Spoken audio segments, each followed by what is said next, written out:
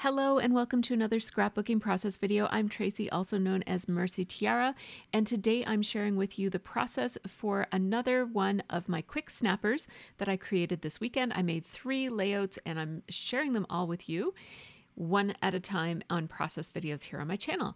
So I'm starting off by trimming down this photo and then just framing it up with this chipboard frame that came in the Take Me Home kit. I'm using the Take Me Home kit for all 3 of these layouts this weekend. And even though I trimmed down the photo, I didn't do a great job, so I had to pull that back. Now, in this video, I'm going to show you an example of using mixed media as a way to anchor some of the other items on your project. And I'm going to show you how it looks when you do it without gesso and how it looks when you do it with gesso. So you'll get to see both of those things because I do like to share my whole entire process, including the times when I'm feeling kind of lazy and skip a step and then my regrets and doing it over again. I like to share that entire process with you guys, so I hope you enjoy that. Now, I'm not sure what I'm going to call this yet, but I have these titles that are made out of foam that came in the kit, but then I also reached into my stash and I have these 2 plant themed stamp sets from Paper Person, and I love those stamp sets. So I'd love to get one of these foam phrase stickers on my page, but I think I'm loving the idea of using a stamp set and potentially spelling out plant lady. So here's where I come to that decision. So I see that stamp that says plant lady and I'm thinking, I love that. I could use that for my title. But what I'm thinking about doing is actually only using half of it. So I'm going to be using just the lady part, and then I will spell out the word plant with those gold puffy letter stickers that come in the Take Me Home kit. So at first I was thinking about using that cutie pie, but I would cut off the cutie pie part of it. But then I found another piece of grid paper here that I thought would make a pretty good place for my title. At first I'm thinking I'd like to cut this title out in a shape, but I actually can't find a shape that will work for me. I keep my basic shapes of dies in these little half-size binders, and I keep them in page protectors that have magnetic sheets inside of them. And I think that that's a pretty good way to keep them. Those sheets take quite a, they take quite a beating with those heavy and sharp dies in them. So I might find that I need to replace those page protectors often, but I kind of don't mind because it's a good way for me to be able to flip through them. So as you can see, I selectively inked the word lady with the 2 little potted plants beside it. And now I'm going to work out from the center of the word plant. So I'm doing the A-N-T, and then I will do the L and the P. And there's my title. I'm going to move the P down just a little bit just to balance it off with the T, which is down a little bit too. You don't have to make your letters be perfectly aligned. And I'm just tearing off all of the extra paper so that it's nice and tight. And then I do plan to put it on some type of a shape. I'm still stuck on that idea of what if I had a die that I could just cut a shape out of to mat this on, but I don't. So I'm just going to mat it on another rectangle that I'll just cut out of a piece of pattern paper.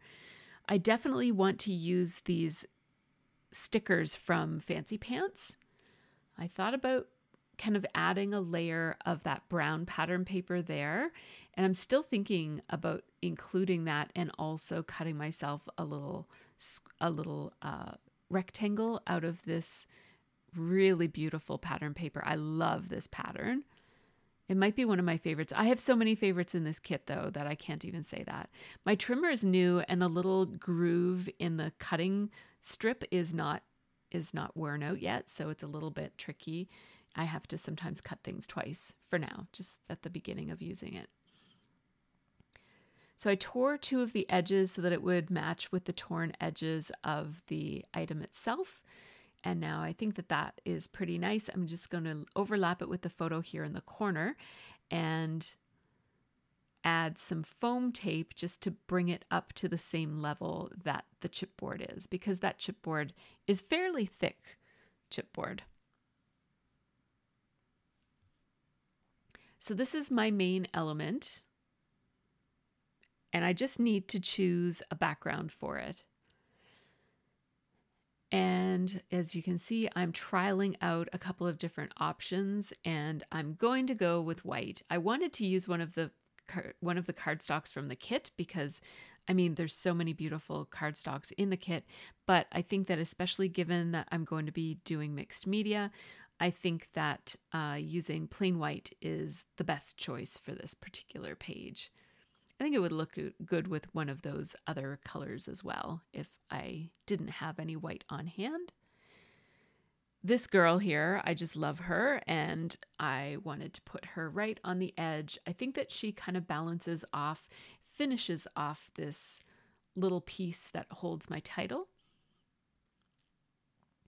I'll add a little sprig of foliage here to my little shrubs that are on this die cut, and then I'll add a little bluebird to the roof as well. So I've got a visual triangle going on here with embellishments in 3 different places that form a triangle that guides your eye around the page.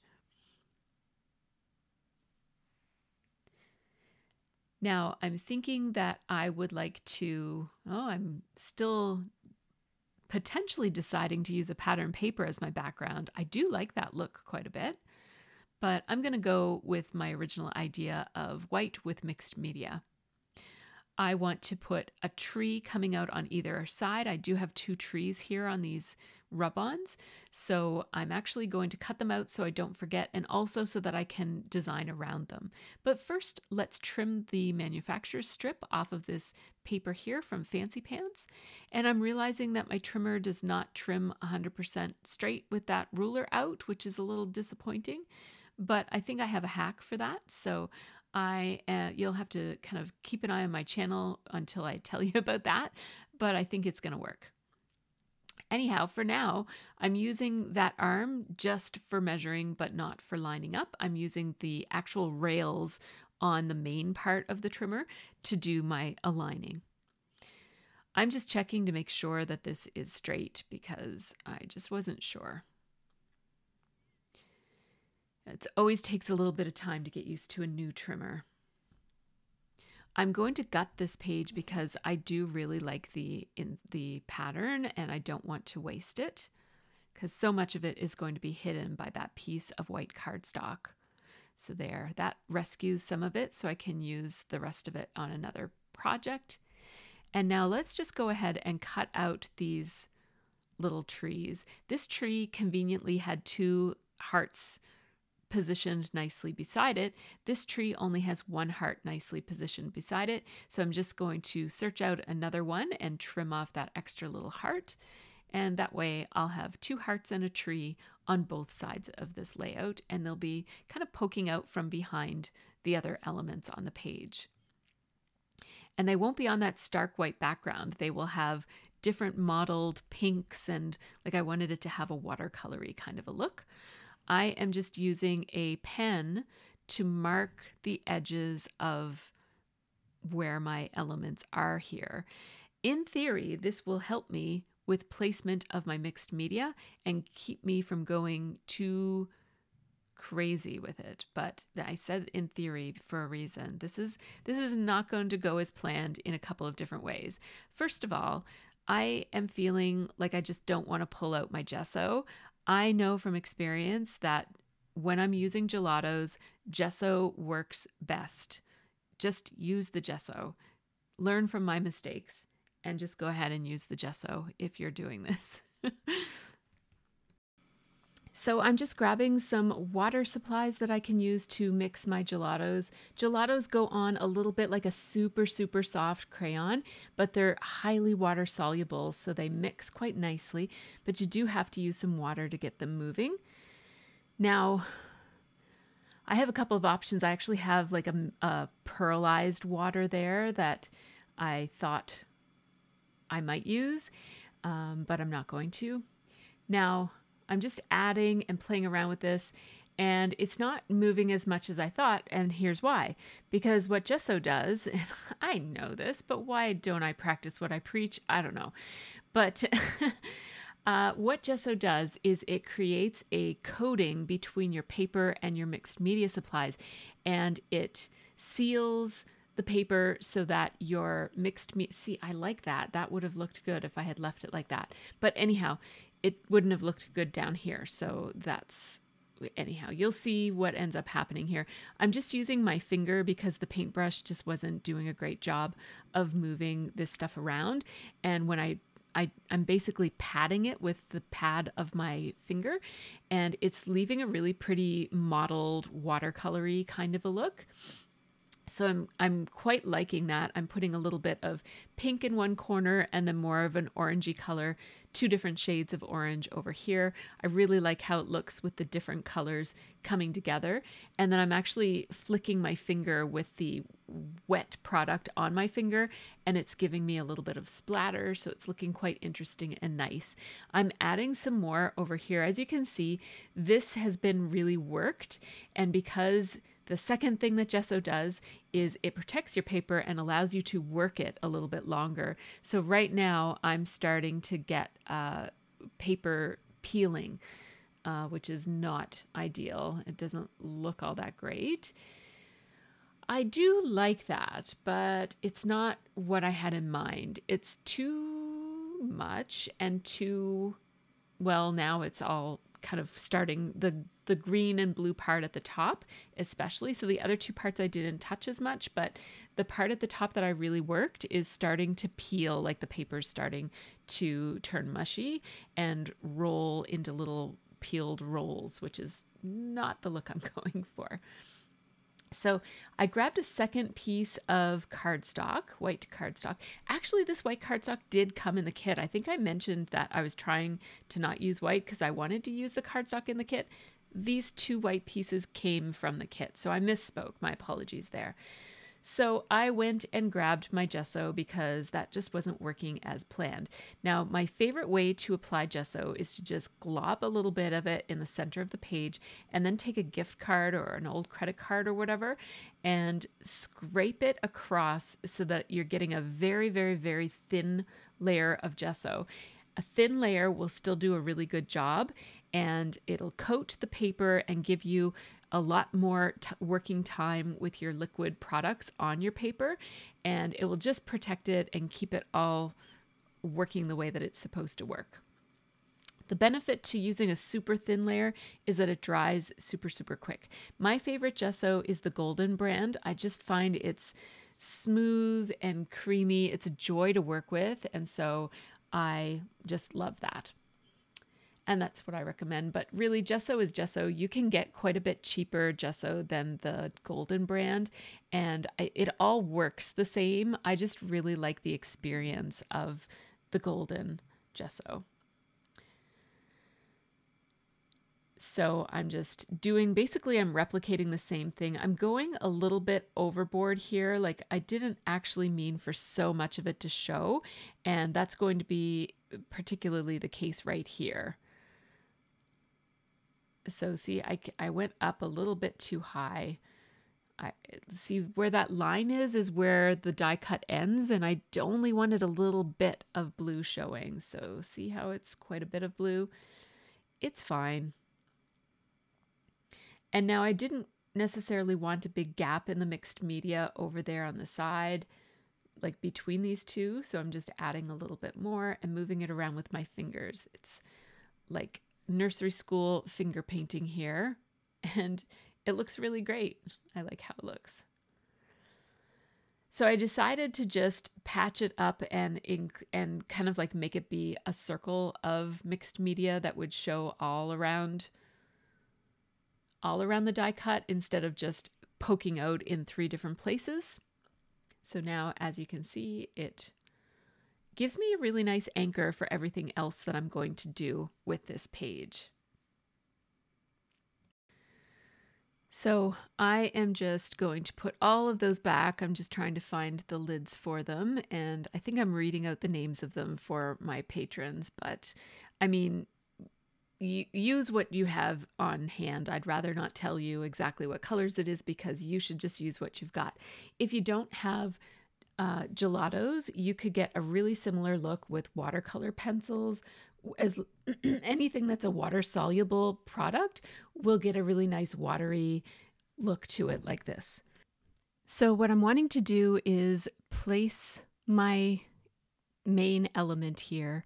I would love it so that there was that much blue showing, but when I do that, there's too much pink showing, and when I push it down here, there's too much blue showing. So I'm in a little bit of a conundrum, but we'll see how it looks once I start adding embellishments to it. So I'm going to tuck a few pieces. That piece is too big to go there, but I'll tuck a few pieces in beside the Plant Lady title. And I'm just going to put these big pieces in up here over the rooftop. I don't love that, but it does cover up all of that blue. Now that I'm watching it in the edited video, I really think that the blue didn't look that bad not covered. And so it might have been nicer to have those be not such large tags, or have them not stick out quite as much. But at the time, it seemed like the blue was really overwhelming, so I decided to add them.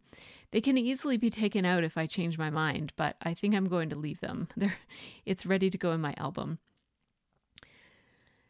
So I'm just going to do a little bit of a tag replacement there because you can see the houses if I switch it to the tag with the houses on the top instead of the tag with the houses on the bottom. And I'm just having a look through, and oh, I really like how that looks right there. It says give thanks. It's not really a Thanksgiving layout or anything, but I still like that little banner there. So I just added some ATG to the back of my main element, and that's going to hold it in place. ATG is super strong, especially when you burnish it. So when you apply pressure, it becomes a very strong adhesive. I'm going to use some foam adhesive tabs every here and there. I'm just going to pull this little piece of lace out a little bit, and I will go ahead and start putting down my rub-ons. Now, I can't find that little extra heart. Remember how there was one heart that was separate? Well, I found it. It was missing for a second there.